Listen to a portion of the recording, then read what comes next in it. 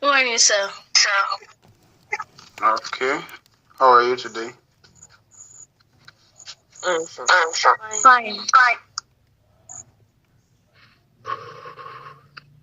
So as we are waiting for the note to be shared in the group, I'll be asking questions so that we get started.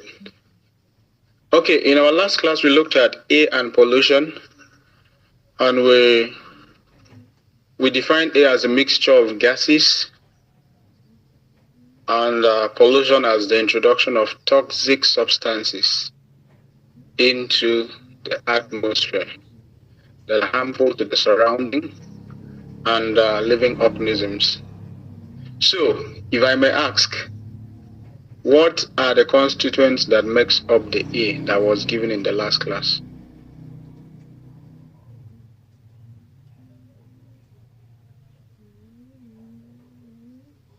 Sir, nitrogen, oxygen, carbon dioxide, noble gases, water vapor, and impurities.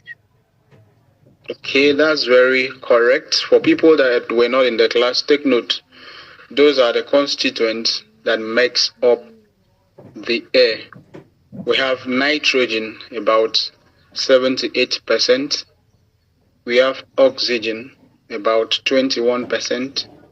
We have carbon dioxide, about 0.03%. We have noble gases, about 1%. We have water vapor, variable depending on the season, dry or rainy season. And we have impurities. It also depends on the season. Okay. The next thing we looked at was reasons why air is classified as a mixture. What are the reasons? I gave 4 reasons. Is cheaper in the class? Is Chilaka in the class? No.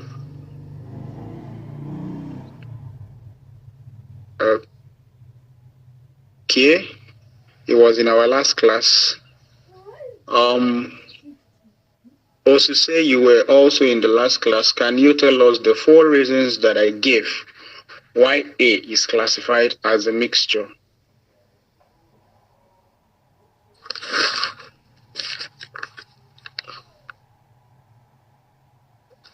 So, who is talking?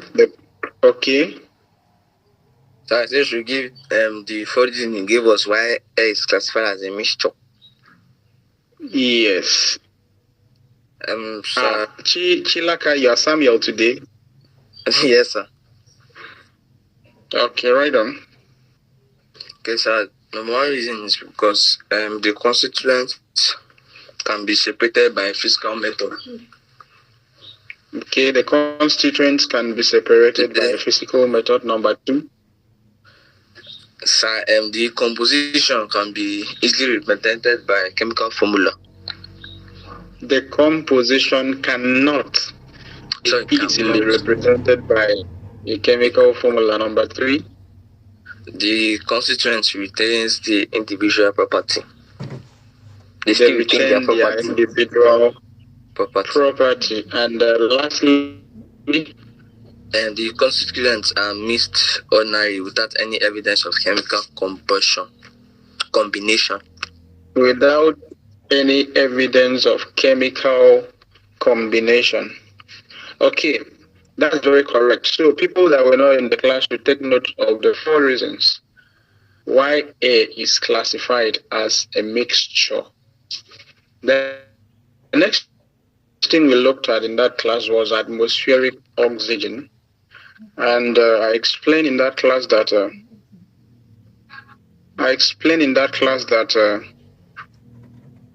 atmospheric oxygen constitutes about 25% of the atmospheric air. I explained that in the class. And I also explained the group and period of oxygen in the periodic table, which was to say, according to that class, we say that oxygen belongs to group what period?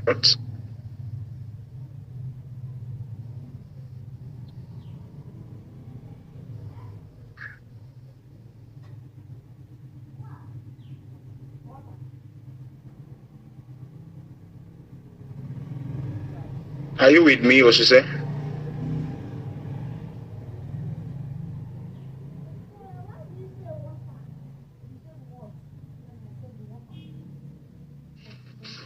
Samuel.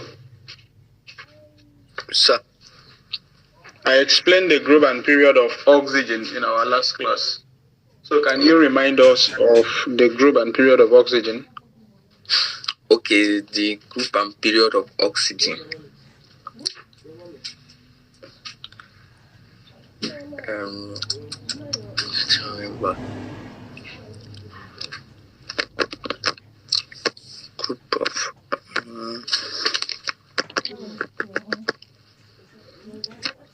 You know, in that class, I told you guys, the two of you, you and us, said that it is not right to quote those things. And I showed you how to get it, yes, sir. Group.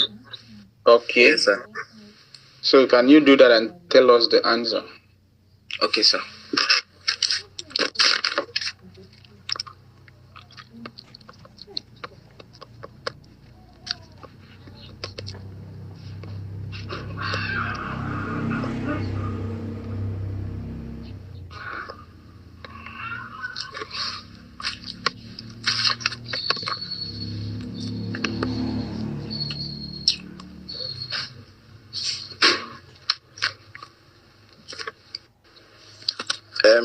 Sir.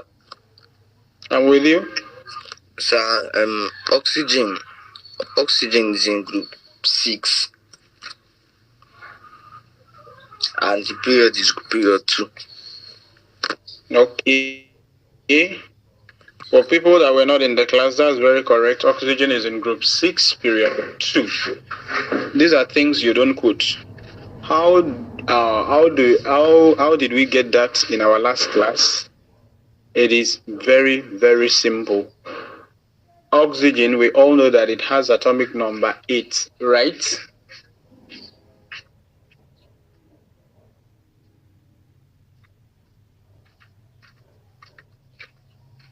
Right? Yes, sir. Okay. So with atomic number 8, the first two this thing. The first 2 electrons you'll be given to the first orbital, and after giving that orbital 2 electrons, you can no longer add any electron. You move down to the next orbital that can accommodate up to 8 electrons. But in the case of oxygen, having only 6 electrons left, you give it that last orbital. So the number of electrons on the last orbital identify the group of the element. That is why oxygen is in group 6. Then the number of shells. Hello, sir. I'm with you. I'm sorry, my microphone was not working that time. You said which group was oxygen. It's actually group 16. Sorry, come again with your question. I said that you asked me which group is oxygen. I said it's group 16. Yes. Group 16. Okay. It's alright. So the number of electrons on the outermost shell identify the group of the element, while the number of shell will identify the period of that element. So in the case of oxygen, we have 6 electrons on the outermost shell, making oxygen fit to group 6, and 2 shells, making it fit to period 2. Okay, we also looked at the fact that oxygen is very necessary for respiration in all living organisms. Without oxygen, I don't think living organisms can survive. So oxygen is very, very important for living organisms for respiration. We also look at, in the case of burning and rusting, these are processes that cannot occur without the presence of oxygen. So you might be asked, mention one process that cannot occur without the presence of oxygen. Burning or roasting is correct. When you are burning something, you need oxygen. You need oxygen for that combustion to occur. Burning something in the presence of oxygen. An example that we took that last class was of burning magnesium in oxygen to give the oxide of magnesium, which is magnesium oxide. And I gave a classwork for them to write the balanced chemical equation of reaction for the burning of magnesium in oxygen to give magnesium oxide, which they did. The next thing we looked at, which was very important, was how you can identify oxygen in air. How can you identify oxygen in air? That was the next thing we looked at. And I gave them 3 reagents that you can use to identify oxygen in air. 3 reagents. And I would like Samuel to remind us of the 3 reagents that I gave him that can be used to identify oxygen in air. So the 3 reagents he gave us was heated copper, number 1. The 3 reagents were heated copper, number 1. And benzene 1, 2, 3 trio. Okay, those are the 3 reagents that we identified that can be used to identify oxygen in the air. We have alkaline pyragorol, we have heated copper, and we have benzene 1, 2, 3 triol. Okay, after that we move down to combustion of substances in air. And I explained that combustion simply means burning, when you are burning something in the presence of oxygen. And this burning always produces 2 substances, which is heat and light. When you are burning, heat and light.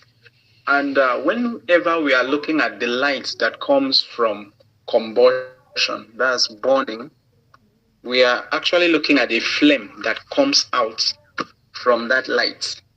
And that takes us to flames. And we define a flame as a region where gases combine chemically to produce heat and light. That was my definition of a flame in that class. A region where gases combine chemically to produce heat and light. And in that class, as you say, I gave 2 types of flame. Can you help us, remind us of the 2 types of flame? Luminous and non-luminous. Luminous and non-luminous flames. Please, I'm doing this for the sake of all those people that were not in that class. Ogunna, are you with us? Yes, sir. Okay, you are getting what we are saying. Chizienuma, are you with us?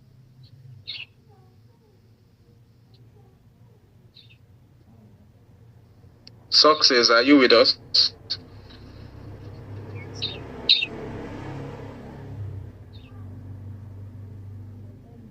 Unmute yourself and talk. Success, are you with us?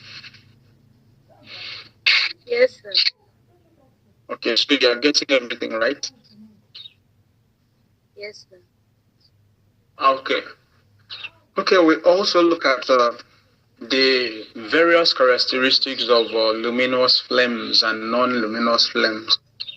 The first one for luminous is that it is yellow or orange in color, while the non-luminous, they are blue in color. The second one we also looked at as a characteristic was that the luminous flame is produced by incomplete combustion of heat, while the non-luminous is produced by complete combustion. And we also looked at the next one to be luminous flame gives less heat, while non-luminous flame gives more heat. We move down to the product. Luminous flame produces soot, that's smoke, while the non-luminous flame does not produce soot. So what was the third one? The third one, that luminous flame gives less heat, while the non-luminous gives more heat. And the last one? The last one is that the luminous produce soot, that's smoke, S-O-O-T, smoke, while the non-luminous does not produce soot. Okay, after that we went ahead to look at an example of a non-luminous flame, and we identified that to be hydrogen flame. That's an example of a non-luminous flame, hydrogen flame. And that was when I asked a question whether you guys have used the Bunsen burner in the lab before. And the answer was no. So I explained the two zones of the hydrogen flame. So what are the two zones of the hydrogen flame? There's two types of hydrogen flame. Is it Two zones. So the two zones are the complete combustion zone and the complete combustion. Okay, those are the two zones of the hydrogen flame, the unburnt gas zone and the complete combustion zone. Those are the two zones. So, being an example of a non-luminous flame, you can state its characteristic. They will burn with blue color. They produce complete combustion, give more heat, does not produce soot. Take note. The diagram is in the note that I sent. You have two zones identified in the diagram, and where the hydrogen gas comes in from. The next thing that we also talked about was candle flame. Candle flame. The candle flame is an example of a luminous flame. Take note, I've given you an example of a non-luminous flame to be hydrogen flame, and I've also given you an example of a luminous flame to be candle flame. Okay, when we are looking at the candle flame, it has 4 zones. How many zones? 4 zones. 4 zones. Take note. Hydrogen flame is 2 zones. Candle flame is 4 zones. Ugonna, are you with us? Yes, sir. Success, are you with us? So the second zone of hydrogen flame is what? The second zone of hydrogen flame, unburnt gases zone. The first one is complete combustion zone, and the second one is unburnt gases zone. The 4 zones of a candle flame, we have number 1 to be unburnt gases, number 2 to be the bright yellow luminous zone, the bright yellow luminous zone, number 3 to the luminous zone, and lastly the blue zone at the base of the flame. Those are the 4 zones of the candle flame. Sir, please repeat.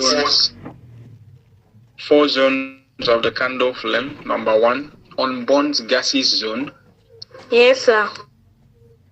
Number 2, the bright yellow luminous zone. Yes, sir. Number 3, the luminous zone.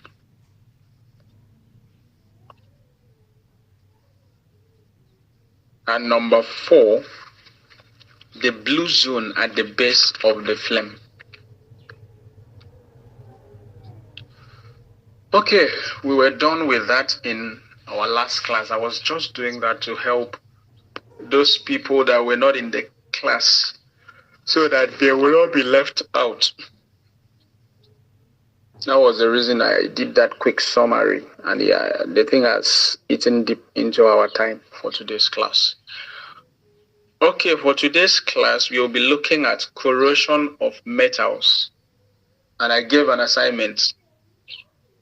Corrosion of metals. I gave an assignment. The assignment I gave was for Osuse and Samuel to read on corrosion of metals, ways of preventing rusting, and similarities between rusting and burning. So I believe you guys did that.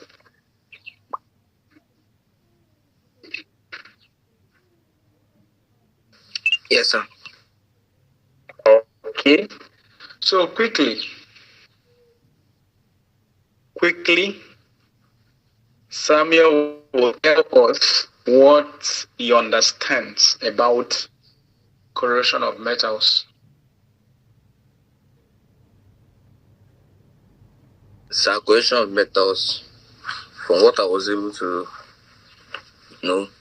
gather, the information I was able to gather, corrosion of metal is the gradual deterioration of a metal due to chemical reaction with its environment. Example are water, acid, or salt, etc. Okay. The gradual deterioration of the metal due to some chemical reactions with its environment. Okay, that's very correct. Jose, can you tell us from your own perspective?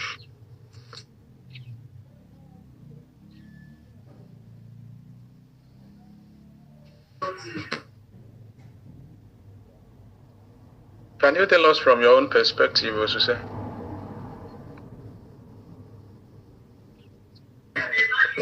The corrosion of metal is the deterioration of a metal due to chemical or electrochemical reactions with its environment. Yeah, due to chemical or electrochemical reaction with the environment, right? Okay, that's very, very good and correct. Okay, when we are looking at corrosion, we are looking at the first thing I want you to take note, an oxidation process. Are we together? Yes, sir. Yes, sir. No. Please, has the note been shared in your group? Yes, sir. Okay, so you are with the note, right? So we are looking at an oxidation process. And have you treated types of chemical reaction in the OSS1?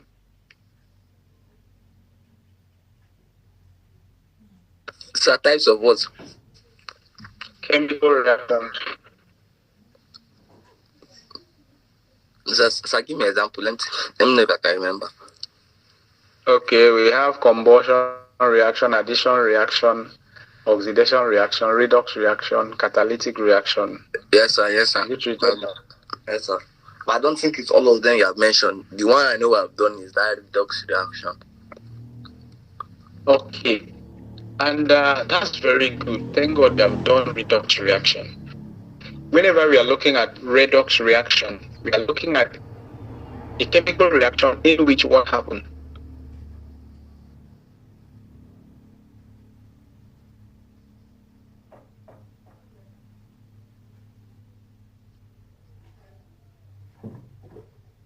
Hello, who is there with me?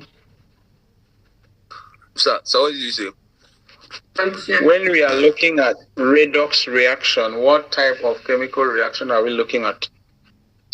Redox reaction. What I can remember, I think is when oxidation and reduction occurs at the same time. Okay. Also, sir, from your own point of view.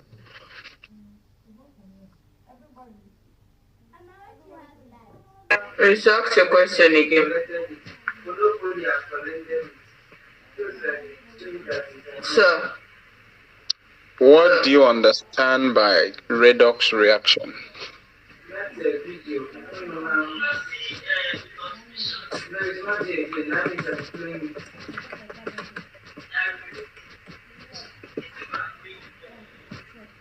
The redox reaction is a chemical process where electrons are lost and the substance gave those electrons is reduced. Wow, that's wonderful. That's wonderful. That's wonderful. I so much love that definition. A chemical reaction in which both loss of electron and gain of electron occur simultaneously, right? Now, you just give me a key definition of oxidation. Oxidation, we say that corrosion is an oxidation process. Oxidation is simply defined as loss of electron. So metals that corrode usually do what? Lost electron. It is an oxidation process. Metal combines with atmospheric oxygen and water. Okay, there are things I want you guys to pin down.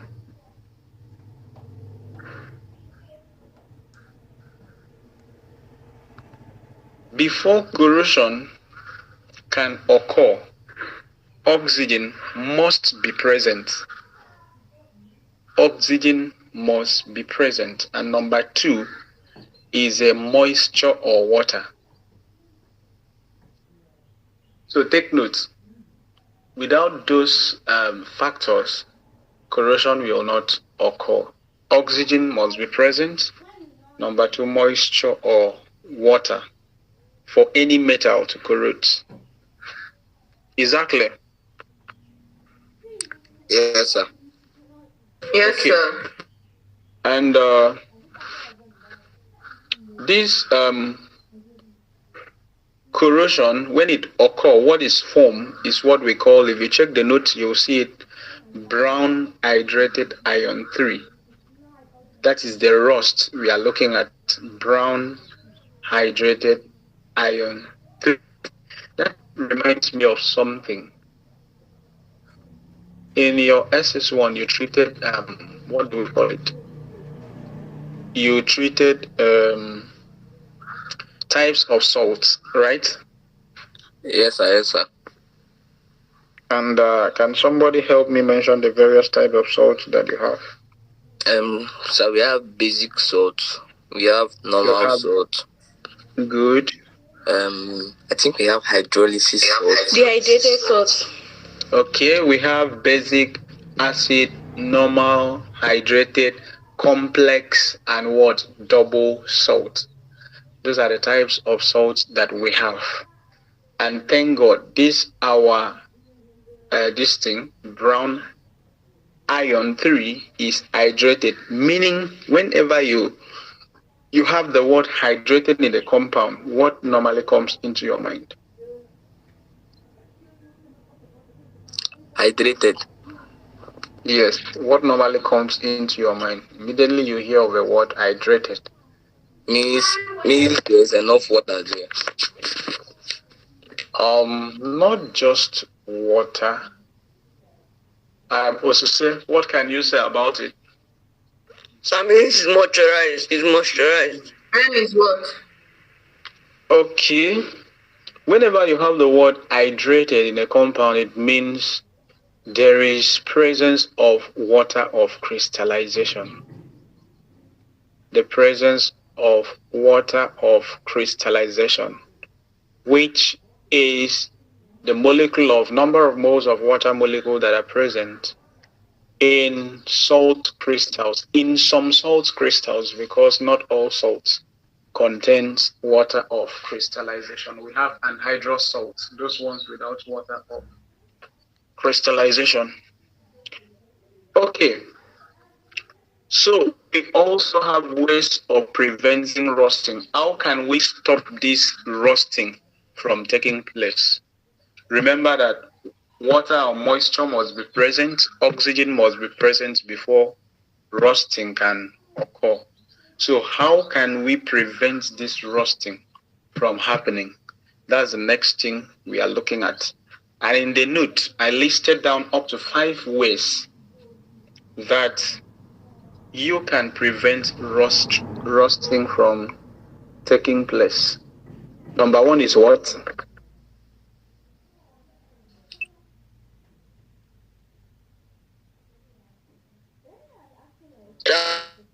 Painting. Number 1 is painting. That's number 1. Painting. Please, Ugonna, we have not been hearing from you. Are you still with us? Yes, sir. Okay, please, it's good you also contribute to the class. Number 1 is painting. This one is very simple because we have it all around us, in our houses, in our environment. A case in which a particular metal is painted such that that painting will prevent the contact of water and oxygen to that metal. So that will as well prevent rusting. Number 1, painting. Painting helps to prevent materials from having contact with water or moisture and oxygen. Very important. Remember, those are the 2 variables that must be present for rusting to occur. Water and oxygen. If you don't call it water, you call it moisture in the atmosphere. So the painting will help to prevent or protect the material from having contact with these 2 variables, which are oxygen and water or moisture. Number 2 way of preventing rusting is by greasing and oiling. By greasing and oiling. When we are looking at greasing, we are looking at a process whereby iron parts of vehicles and machineries are coated with grease. We know it very well. Like the Boris part of the vehicle, the parts that turn the wheel, is always coated with grease to cover the exposed surface of the metal from rusting. So that's another way of preventing rusting. Number 3 method of preventing rusting is by galvanizing. Is by what?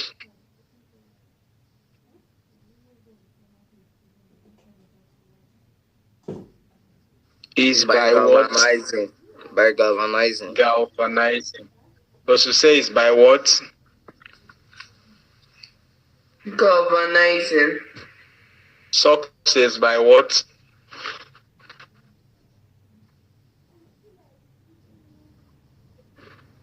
Success by what?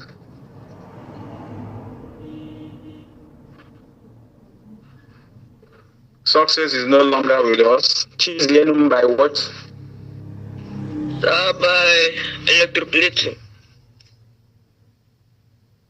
You are not with us in the class. We just mentioned Ugonna by what?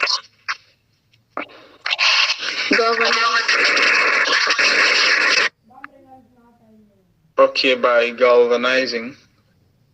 Okay, when we are looking at galvanizing, it involves coating the iron part with zinc.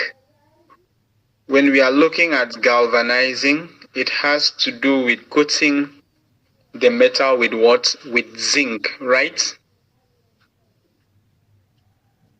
Are you guys with me? Yes, sir.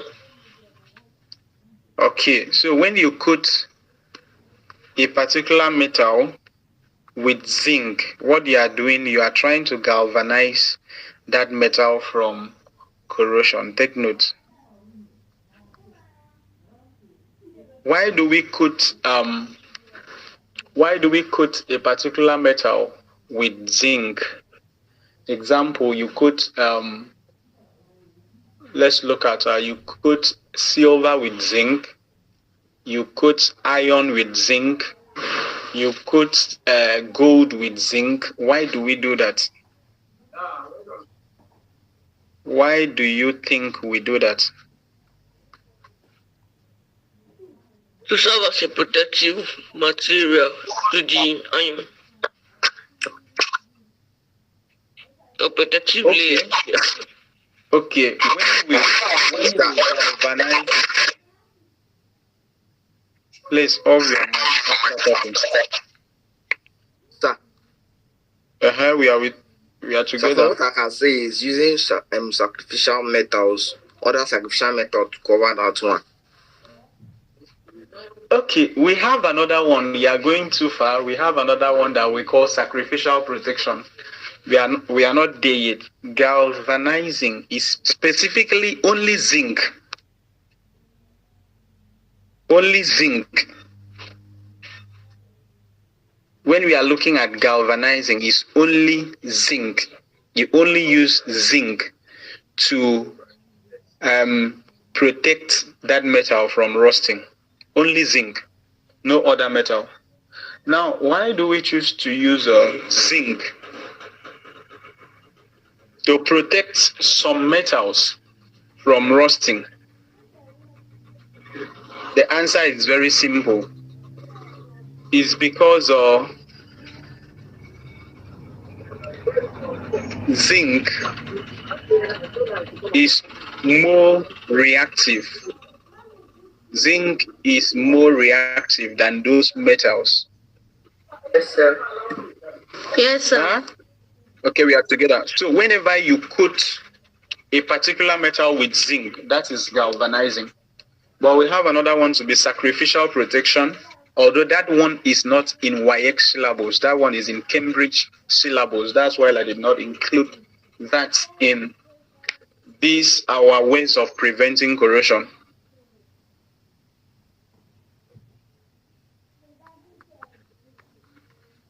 So the last one is, okay, the second to the last, we call it electroplating.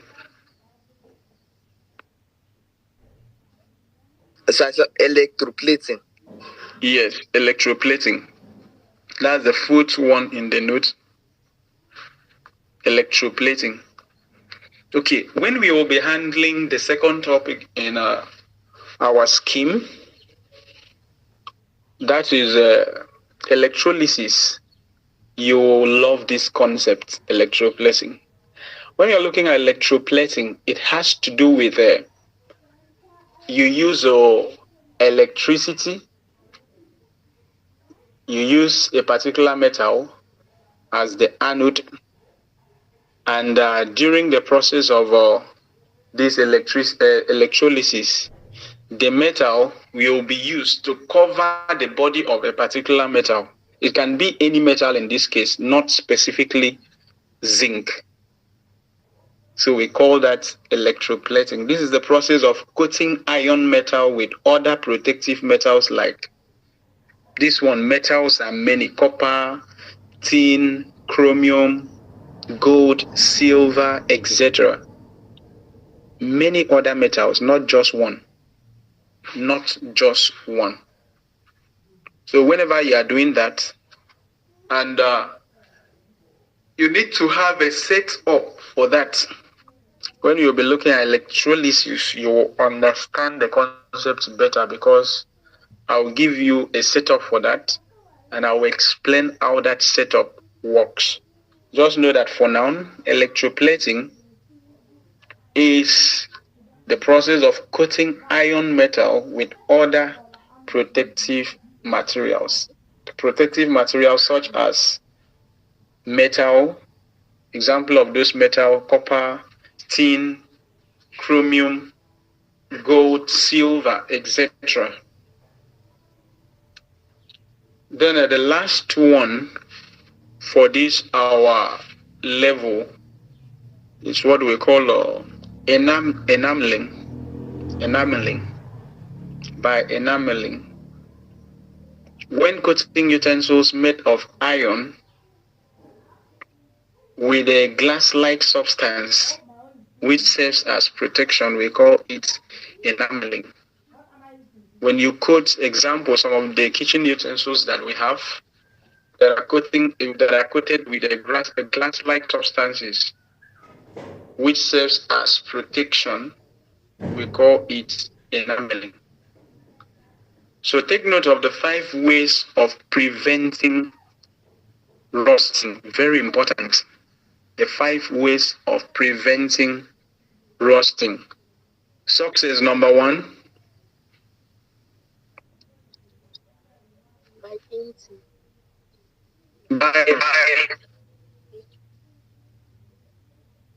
We cannot hear you, sorry. Painting. By painting.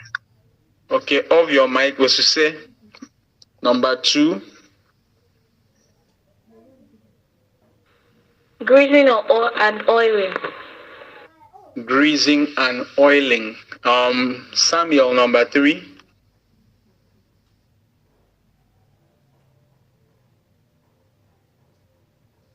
Sir, electroplating.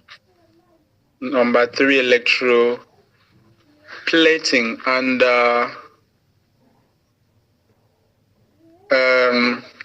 Cesium, number 4.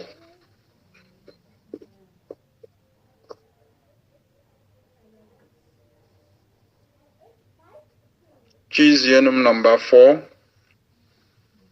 Sir, electroplating. Ugonna, number 5. Galvanizing. Galvanizing. And who is there again?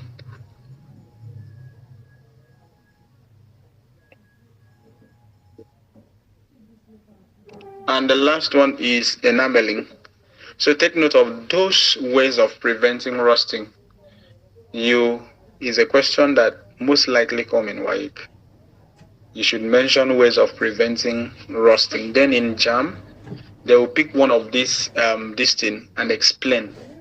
And these options will be given to you. Example, the process of coating iron or iron parts with zinc to protect the metal is called dash. The answer is galvanizing.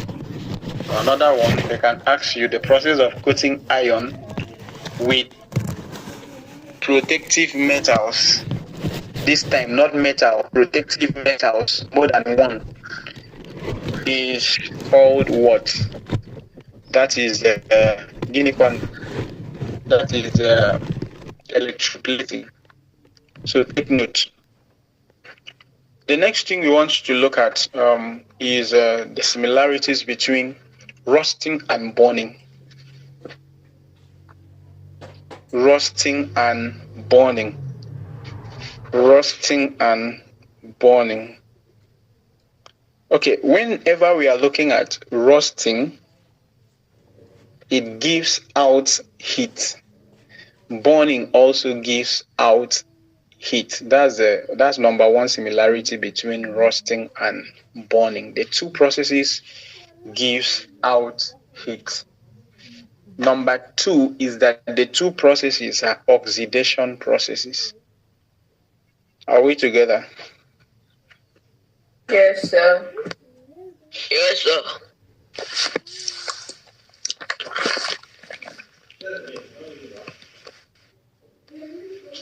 So what are the differences between between rusting and burning. Very simple. Rusting is slow, while burning is fast and swift.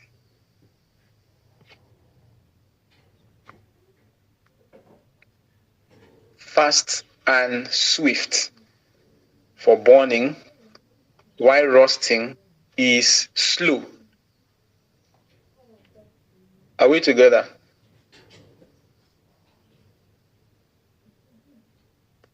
Yes, sir. It's all right. So we have been able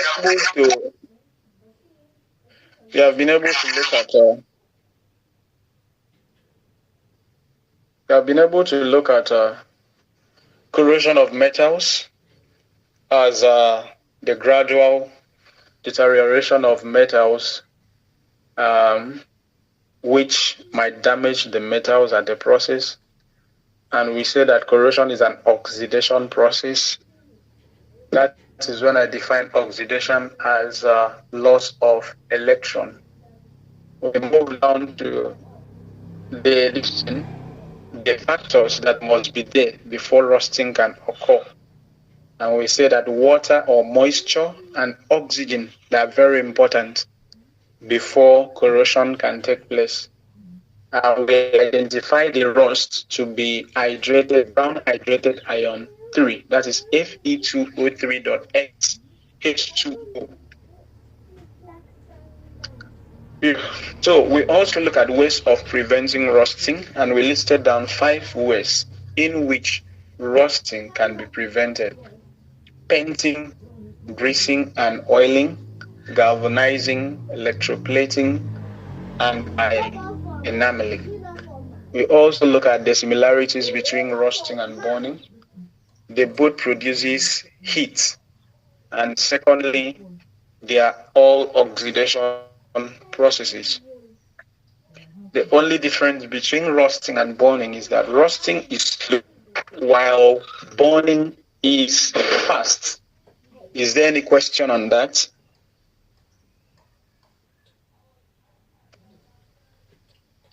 No, sir. So if I ask you any question, you close your eyes and answer the question without looking through your notes. Yes, sir. Okay, it's all right. We'll get to know about that at the end of the class. The next thing is atmospheric nitrogen. Remember, we are still looking at pollution and air. We are done with oxygen. Now we are looking at atmospheric nitrogen. Okay, when we are looking at atmospheric nitrogen, as I said earlier, it constitutes about 78% by volume of the atmospheric air. 78% by volume of the atmospheric air. And in our last class, I also explained the group and period of nitrogen in the periodic table, and I would like to ask Ugonna the group and period of nitrogen in the periodic table.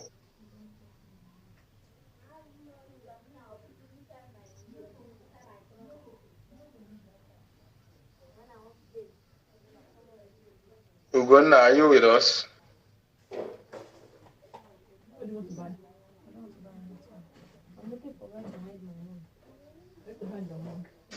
Yes, sir.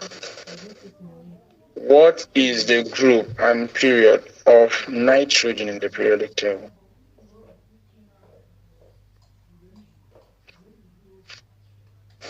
Can you see the last class?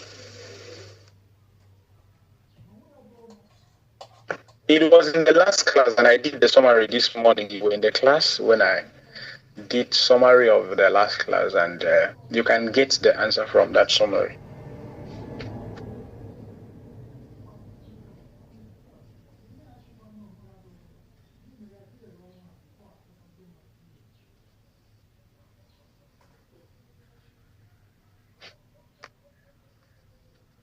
Hello.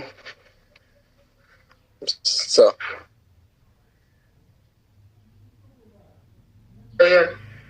20. What's the group and period of nitrogen? Anybody in the class? So the group and period of nitrogen, the group of nitrogen is 5 and the period is 2.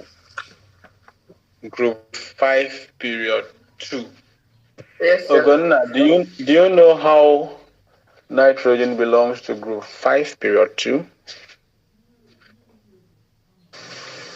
No, sir. And you were in the class when I did that summary this morning. You did not ask question.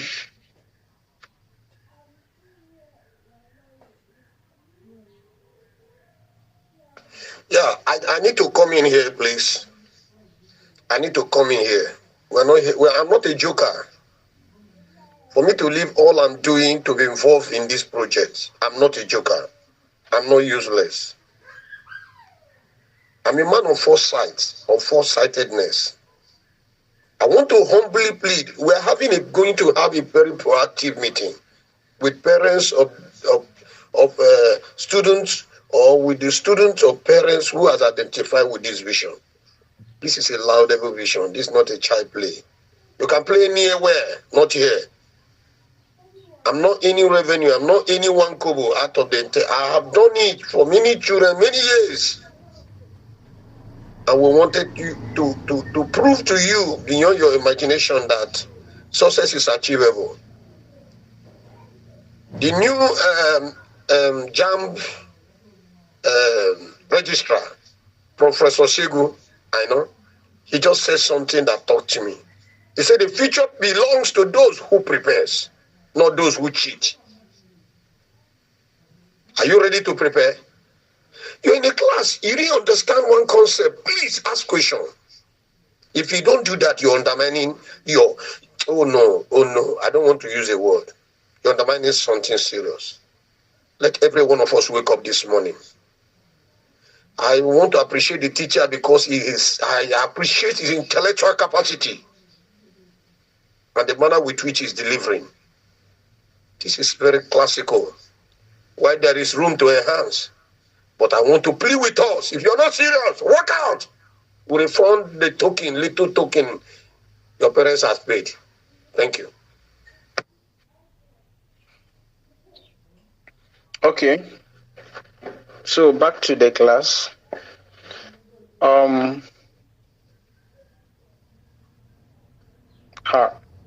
She left the class. Okay, let's continue. Osuse? Yes, sir. Can you remind us how we got to know the group and period of nitrogen?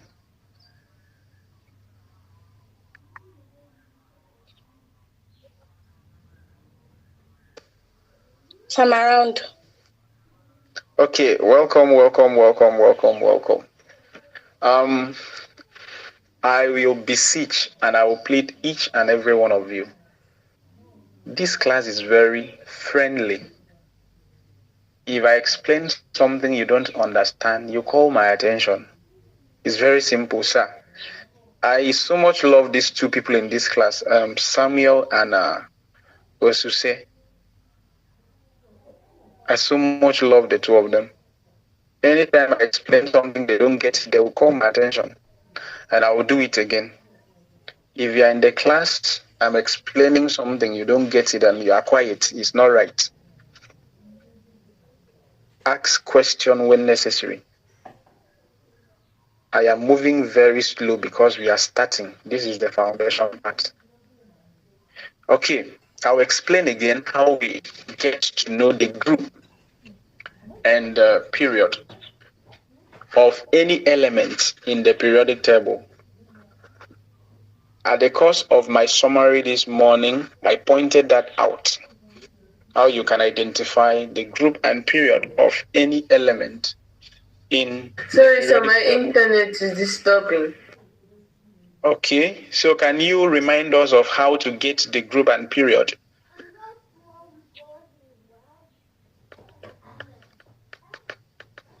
Shut up.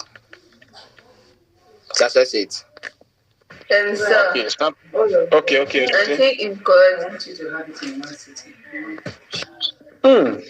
I don't like that word. You don't think, you know it is done this way. You don't think. I said, as I was saying, Go ahead. it's in period 2 because it has 2 electron shells. Period 2 because you have 2 shells. And group 5 because And it's in group 5 because it has 5 valence electrons. group 5 because it has 5 valence electrons. Ugonna, did you get that? Yes, sir. Okay, so when you are drawing orbital diagram for any element in the periodic table, the first shell can only accommodate 2 electrons. After that, you move to the next one. And there is a name I gave to a configuration of 2 electrons on the first shell. Samuel and Osise, can you remember?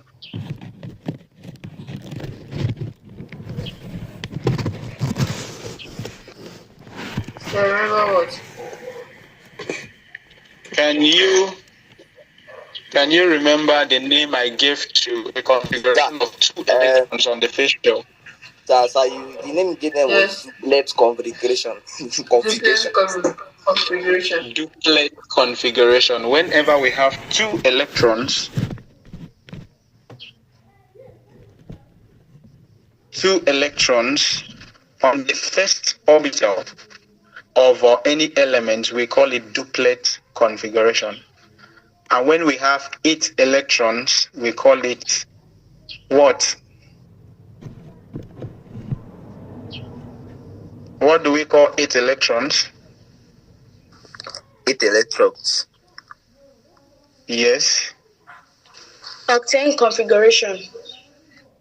We call it octet configuration. So 2 is duplet, while 8 is octet. Take note. Okay. Okay. So in the case of nitrogen, after the first orbital with 2 electrons, you move down to the next one, you are left with 5 because it has atomic number 7.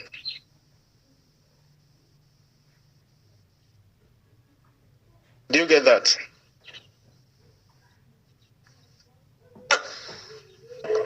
Yes, sir.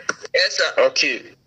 So the remaining 5 electrons will be on the outermost shell. So those electrons on the outermost shell is what we call valence electrons. Electrons on the outermost shell are called what? Outermost shell. Electrons on the outermost shell are called what?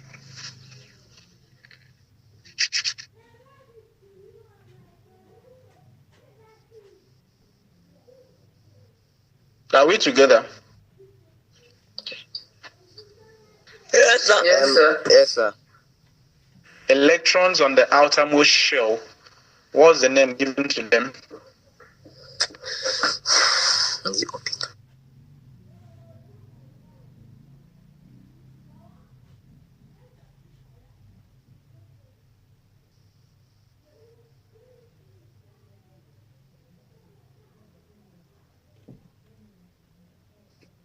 What is the name given to electrons on the outermost shell?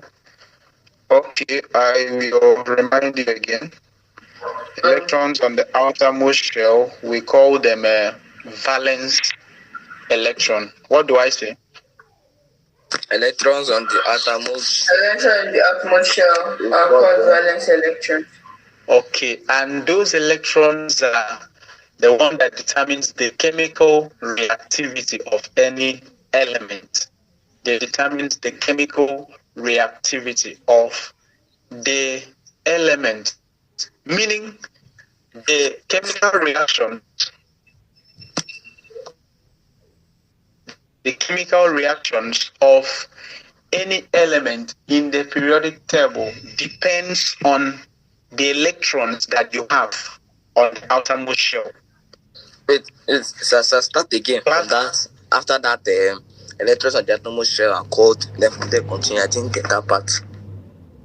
Okay, I said the electrons on the outermost shell of any element determines the chemical reactivity. No, so you said they are called elements. Something. So I said they are called something. They are called valence electrons. Okay. So they determine what? Valence electrons, and they determine the chemical reactivity of that element. So in a nutshell, it is only the electrons that you have on the outermost shell that takes part in normal chemical reaction. There is another type of chemical reaction. I know you guys are not up to that level. We call it radioactivity. Radioactivity. But for now, it's not necessary for you guys. That one has to do with the nucleus of the atom.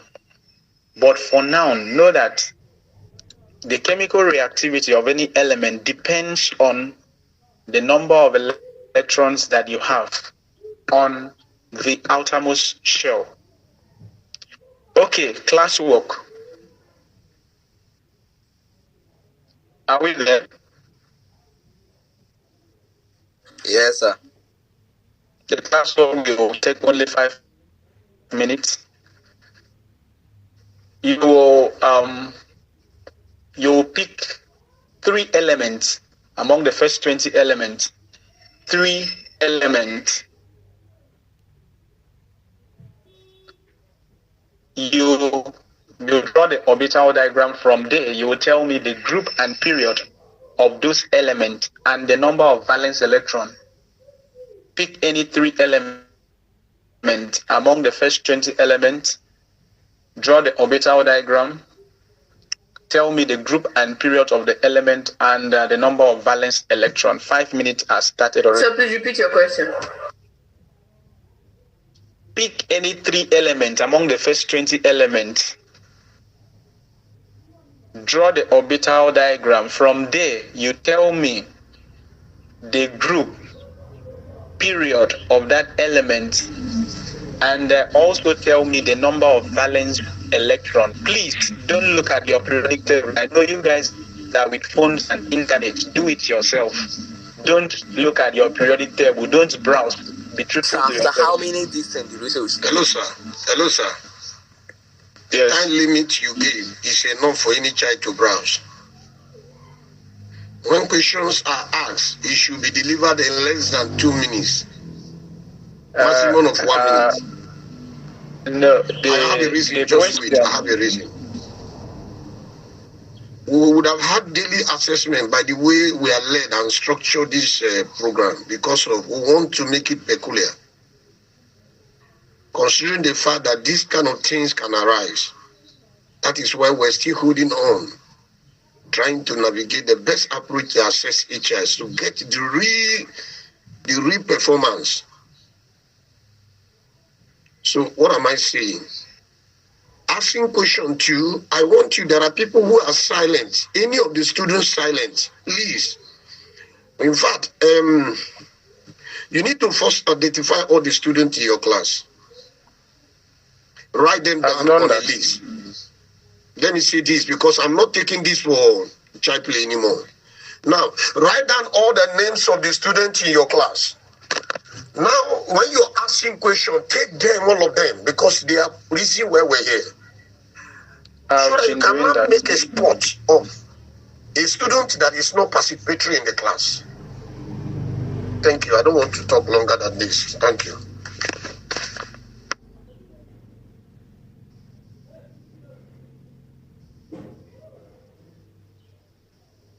Are we done?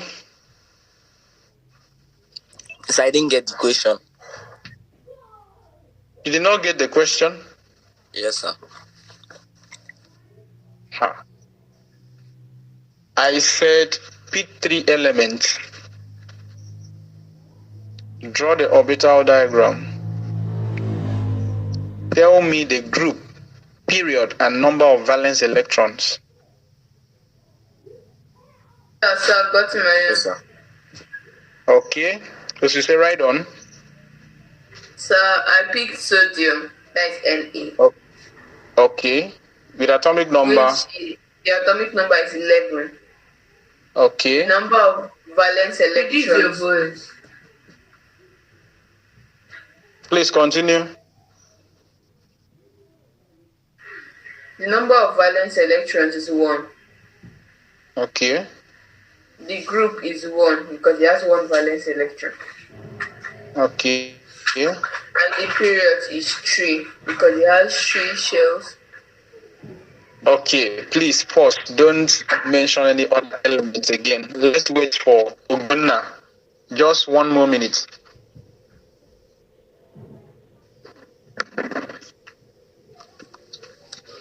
Sir.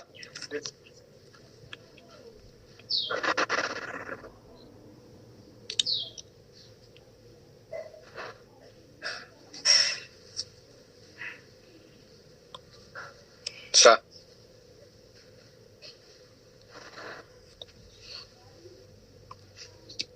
It's my network. Sir, can you hear me? It's not your network. Right on. Right on. Okay, sir, I picked argon. Okay. And the atomic number was 18. Okay.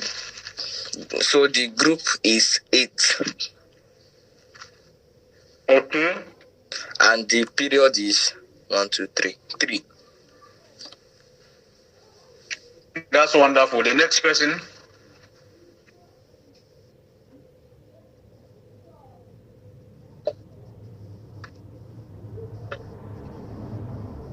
Ugonna.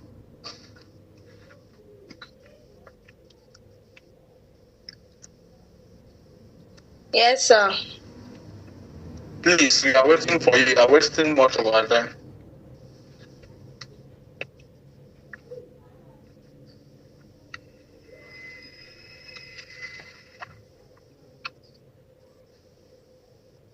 Okay, so I have my own. Okay. So for oxygen, the group is... No. Come back. You cannot use oxygen. We have done oxygen already in the class.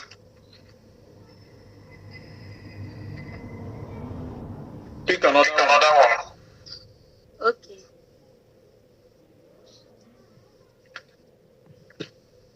Don't pick oxygen, don't pick nitrogen. Those 2 elements, we have done it already. So I'm done. Okay. Right on. Neon. Group 5, Right. period 2. Neon is in group. Group 5, period 2. What's the atomic number of neon?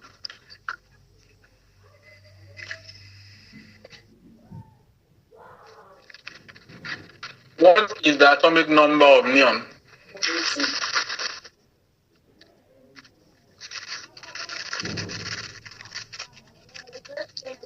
Good morning, ma. Good morning.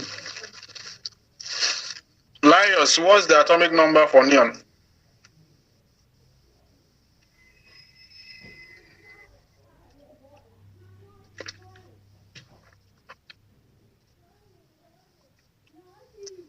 That 10. 10.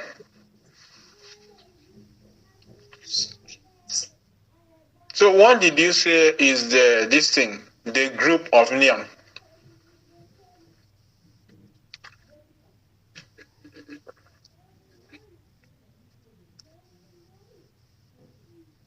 Please pick up now.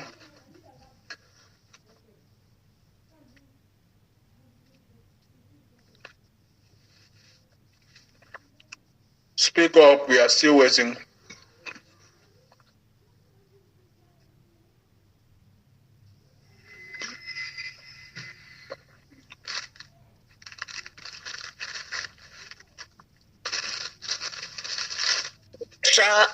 Exercising group 10.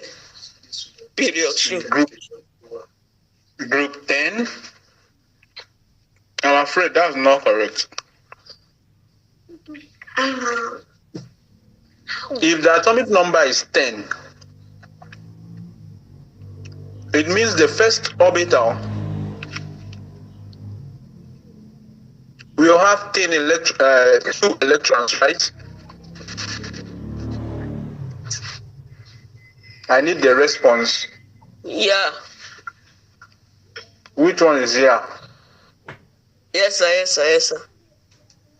Okay. And after that 2 electrons, you move down to the next one. Group 0.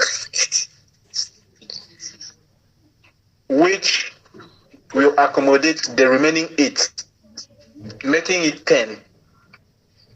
C5. So how many valence electron do we have? 0.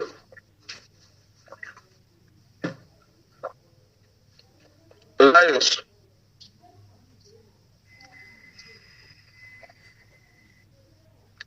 Chizianum. Yes, sir. Were you in the class when Yes, sir. Ogonna asked the question and I explained it again? Yes, I got it.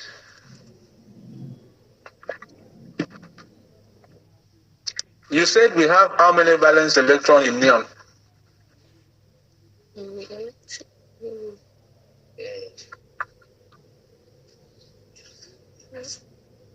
0. Sir, 0. I'm afraid that's not correct. Samuel. Sir. Neon has atomic number 10. How many valence electrons do we have in neon? Sir, come again. I didn't hear you. Neon have Yes. atomic number 10. So how many valence electrons do we There are have? 8 valence electrons. Oh, Wow, this is when we are talking. You have 8 valence electrons. Those electrons on the last orbital is what we call valence electron. So Yes, we sir. have 8. So automatically that neon belongs to group what? Chizianum. 0.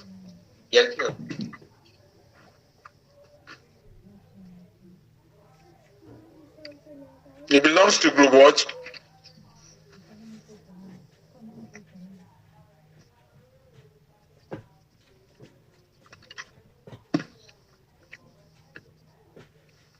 It belongs to group what?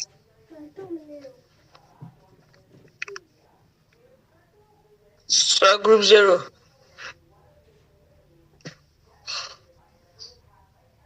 Chizianum. I said the number of valence electron determines Sir, the group group. 0. But you told me that neon has 8 valence electron. Why is it 0?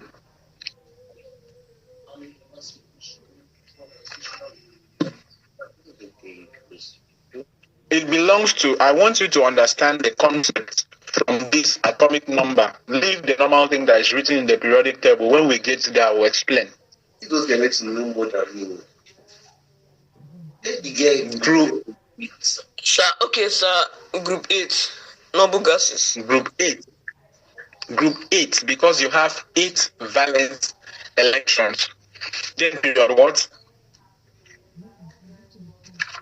Sir, period 2. Period 2. That's correct. Success. We are waiting for you. Sir, then start for my second one. This is one. No, don't worry. Okay, the second one back here. Yes, sir. Boron.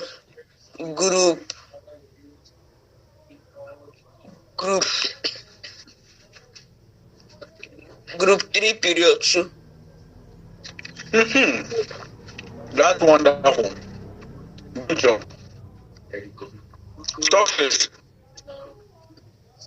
Okay, sir. Sam done. So my first one is fluorine. Success. Please pick up. So my first one is fluorine. Okay. It's group 7, period 2.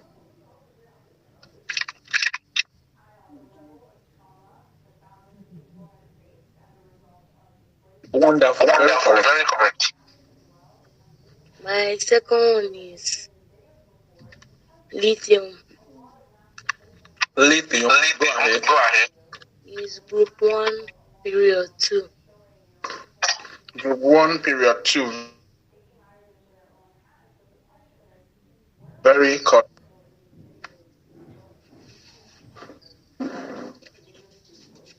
Ugonna. Yes, sir.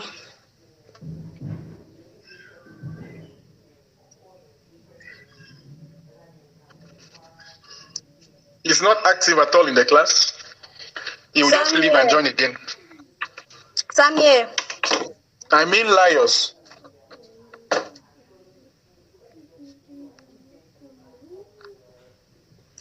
Sir. Okay, Ugonna, go ahead. Sir, aluminium. Okay. Sir, group 3, period 3. Group 3, period 3. That's correct. That was wonderful from every one of you. What of Laios?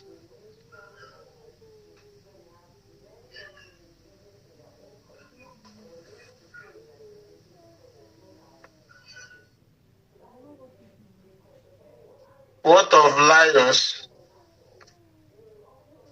Hey, Louis.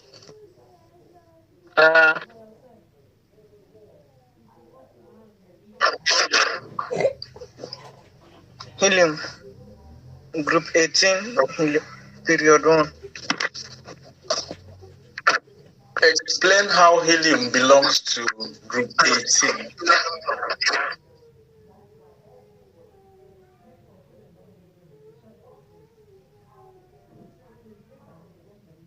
Awesome, we are waiting for you.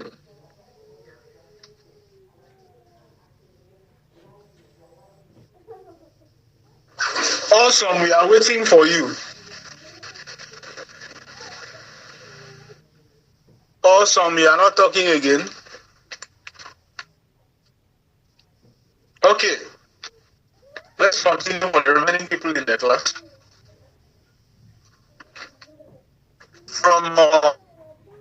From that concept, I believe everyone in this class can identify the group and period of any element, especially now the first 20 elements in the periodic table. Am I correct? Yes, sir. Am I correct? Okay, Ogonna, Sir. what is the group and period of potassium? I'm coming. Group and period of potassium. Sir, can I answer? No, Ogonna.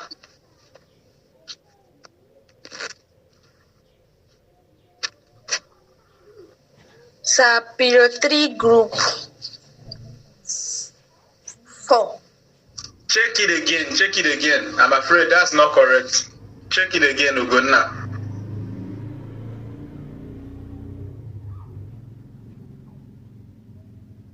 One period 4.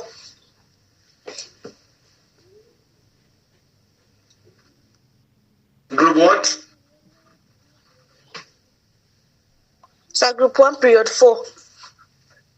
That's very correct. Please, Yellow. Yes, sir. Give us the group and period of calcium.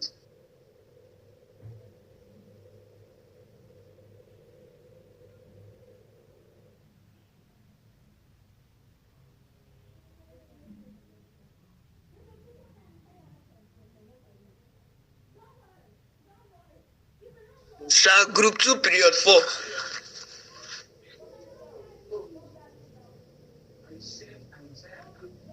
Sir. Correct.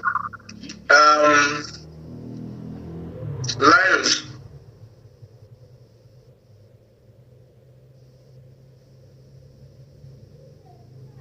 Lions.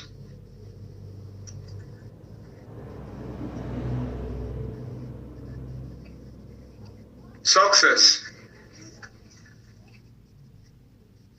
Yes, sir. Group and period of carbon.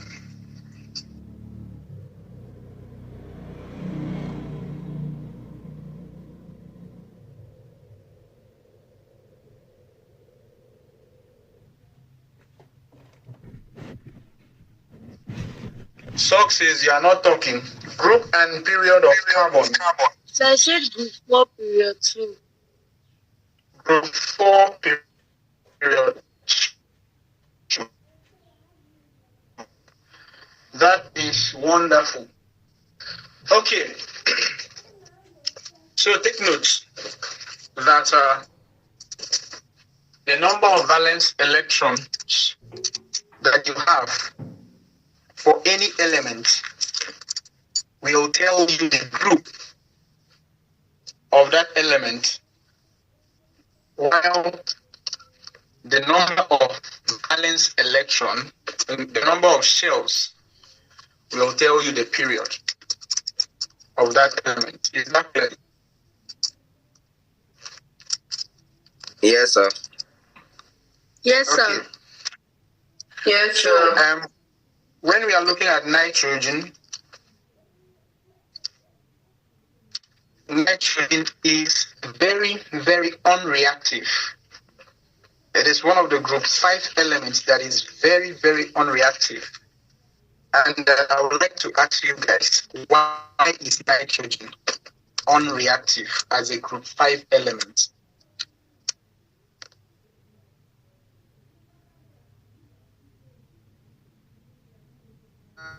I'm listening. Any idea?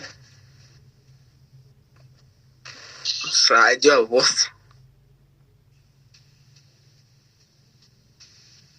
So what do you mean by unreactive? Okay, when we say something is unreactive, it means that thing does not go into chemical reaction easily.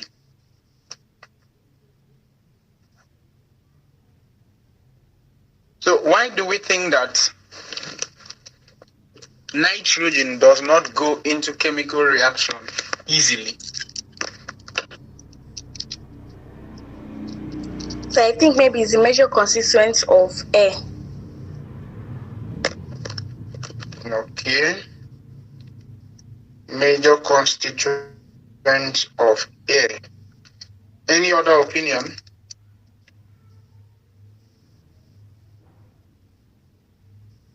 So I didn't get your question though. The question is, why is nitrogen very unreactive?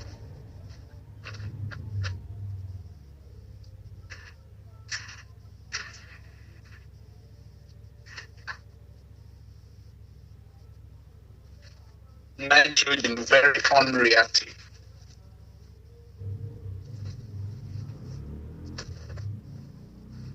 So what do you mean by the unreactive? Unreactive means it does not react with other elements easily.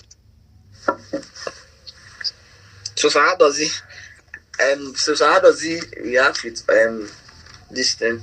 Okay, I understand. All right. Okay, the reason we say that nitrogen is unreactive, it's because it can form multiple bonds with itself. Because it can form multiple bonds with itself. And any element that has the ability to form multiple bonds with itself, we call that process catenation. What did I call the process? Catenation. catenation. Whenever an element is able to form multiple bonds with itself, we call it catenation. That's well. The element is Ca. Have you gotten that? Yes, sir. Ca. Cate. Okay. Na. Okay. Tion. Okay. Thank you, sir. That's catenation.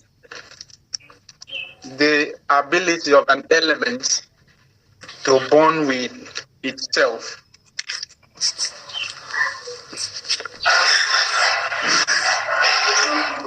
So nitrogen is unreactive because it can form multiple bonds with itself.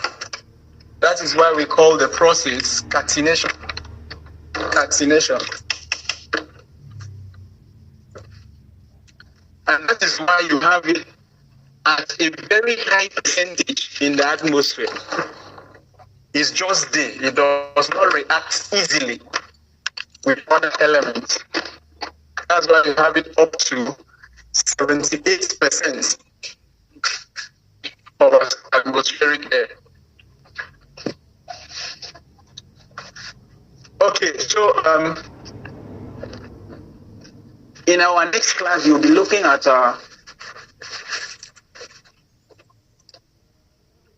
the air pollution proper.